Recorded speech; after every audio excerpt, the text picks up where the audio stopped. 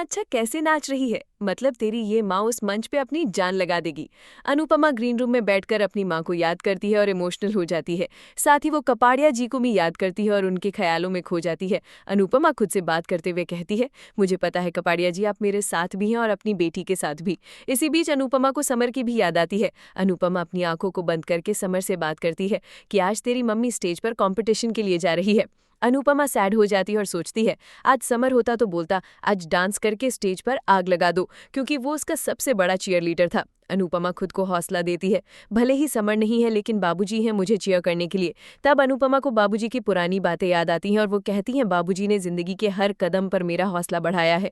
जिसके बाद अनुपमा अपने आंसू पोंछती है और अपनी टीम की उम्मीदों को याद करके अपने आप को मोटिवेट करती है और गणपति बप्पा का जयकारा लगाकर फिर से अनुपमा एनर्जेटिक हो जाती है। अनुपमा जाने लगती है तभी उसे चक्कर आता है और उसे धुंधला दिखाई देने लगता है। अनुपमा आंखें साफ करती है तो उसे सही दिखाई देने लग जाता है। वो सोचती है कि शायद अचानक खड़े होने से उसे ऐसा महसूस हुआ होगा। अनुपमा चली जाती है। दूसरी तरफ राही सोचती है कि बचपन से मैंने इसी पल का इंतजार किया है। अब समय आ गया है कि मैं अनुपमा की परछाई से बाहर निकलूं और खुद अपनी पहचान बनाऊं। इसी बीच अनुपमा वहां आती है। वॉलंटियर उन्हें तैयार रहने के लिए कहता है। राही और अनुपमा एक साथ कहती है कि हम तैयार हैं। अनुपमा राही से कहती, दूर की बात है, अब तो अच्छी भी नहीं है। अनुपमा कहती है कि तुम तो बेस्ट हो ना, इसलिए तुम आज अपना बेस्ट देना, क्योंकि तुम्हारी माँ आज अपनी जान लगा देगी। राही कहती है कि हारने का मजा तभी आता है जब सामने वाला अपनी पूरी जान लगा रहा हो। अनुपमा कहती है कि यही तो हम माँ बेटी में फर्क है, बेटी हारने के लिए आई है और माँ जीतने के लिए आई है। राही कहती है कि फिर भी आप नहीं जीत पाएंगी। दोनों मुकाबले के लिए तैयार होती हैं। इसके बाद एंकर अनुपमा और राही को स्टेज पर बुलाता है। सभी उनके लिए तालियां बजाते हैं। अनुपमा जैसे ही मंच की ओर बढ़ती है उसे फिर से धुंधला दिखाई देता है। अनुपमा बेचैन हो जाती है। जज दोनों की तारीफ करते हैं और कहते हैं कि आप दोनों बहुत संघर्ष करके यहाँ पहुंचे हैं। आज भीड़ देखकर घबराना नहीं, बस अपने डांस पर ध्यान देना। अनुपमा को सब कुछ धुंधला दिखाई देता है तो वो सोचती है कि आई ड्रॉप डालने के बाद भी मुझे ऐसा क्यों दिख रहा है। इसी बीच ख्याति का पर्स नीचे गिर जाता है और उसमें अनुपमा की असली आई ड्रॉप होती है। ख्याति तुरंत उसे पर्स में डाल लेती है। फ्लैशबैक में हमें पता चलता है कि ख्याति ने आई ड्रॉप बदल दी थी। ख्याति मन ही मन कहती है कि पराग जी अनुपमा के समधी बन सकते हैं लेकिन मैं नहीं बन सकती। अनुपमा ने मुझसे मेरा बेटा छीना है, लेकिन मैं अनुपमा को मुझसे अपना गुरूर नहीं छीने दूंगी। आज की हार के बाद अनुपमा का सिर हमेशा के लिए झुक जाएगा। मैं भी देखती हूँ कि अनुपमा बिना आंखों की रोशनी के कैसे डांस करेगी। अनुपमा को कुछ भी समझ नहीं आ रहा होता। इधर तोशु सोचता है कि गौतम की वजह से डूब जाएंगे। अनुपमा को कुछ भी दिखाई नहीं दे रहा होता तो वो परेशान हो रही होती है। वो खुद को अंधेरे के बीच महसूस करती है। तभी उसे अपने मन की आवाज सुनाई देती है।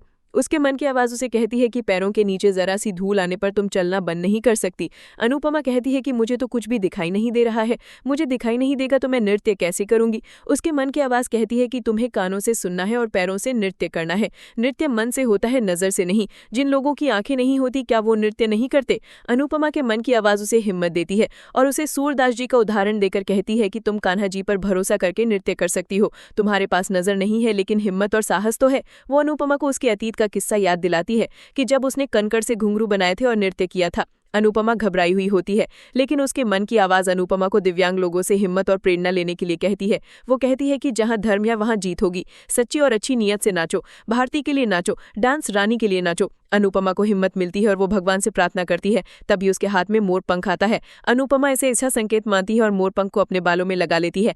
एंकर कहता है कि आखिरकार वो समय आ गया है जिसका पूरे देश को इंतजार था। इधर अहमदाबाद के दर्शक अनुपमा और राही की जीत के लिए आपस में शर्त लगाते हैं। मुंबई के दर्शक कहती है कि अनुपमा उसके पास के चोल में ही रहती है और अनुपमा के जीतने पर वो भगवान को प्रसाद चढ़ाएगी।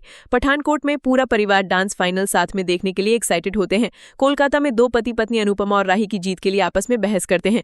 पति राही का समर्थन करता है तो पत्नी कहती है कि अगर राही जीती तो मैं तुम्हें तलाक दे दूंगी। बैंगलोर के दर्शकों में भी यही बहस चलती है। इधर एंकर कहता है कि आधा देश राही के साथ है और आधा अनुपमा के साथ।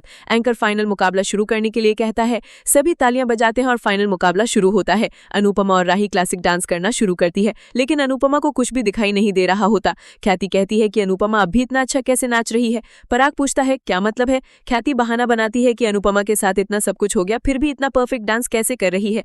प्रेम कहता है कि डांस मम्मी के दिल की धड़कन है और परेशानियों से दिल की धड़कना बंद नहीं होती। अनुपमा को दिखाई नहीं देने के बावजूद भी भी वो बेहद शानदार डांस करती है।